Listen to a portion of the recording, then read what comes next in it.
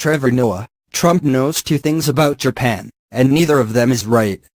Donald Trump's trip to Japan might have been an embarrassment to many, but to late-night comedians, it was an embarrassment of riches. As the president fumbled and gaffed his way through the trip, he provided no shortage of comedic fodder, and on Monday night, late-night hosts sounded off on, among other things, the president's samurai warriors comment, the commemorative hats that Prime Minister Shinzo Abe presented, and, of course, his and Trump's trip to the golf course. Poor Japan, said Trevor Noah. Once again, they have to deal with an out-of-control monster with tiny hands.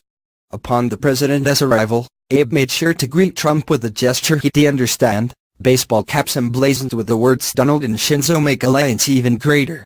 Written in gold, of course. Some might cringe at the nicety, but to the Daily Show hostess' mind, it was so cute.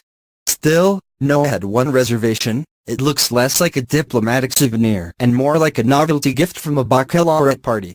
I am surprised it didn't have a penis sticking out of it. That's all that was missing. As tacky as the gesture might be to some, Stephen Colbert insisted on Late Show that this was nothing out of the ordinary. Historians know all the best diplomacy was accomplished via headgear, the comedian deadpanned. Don't forget the great gear Roosevelt gave out at Yalta. Abe was a smart man, chimed in Seth Meyers. He figured out that the only way to communicate effectively with Donald Trump is via hat. Which actually gives me an idea. At that moment, in his closer look, the late-night host donned his own hat branded with the words "Resign, Donald."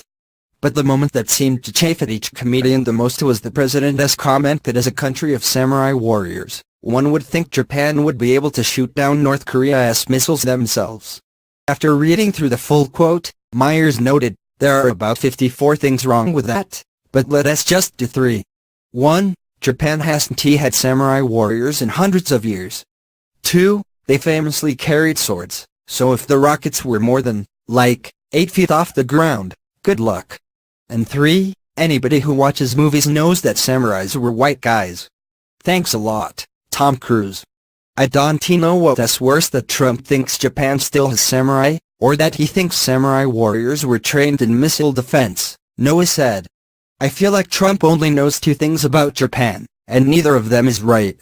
Don't he have to be a samurai? Colbert added in character as Trump himself. Could be a ninja. Could be a Power Ranger or Godzilla. You know Mr. Miyagi.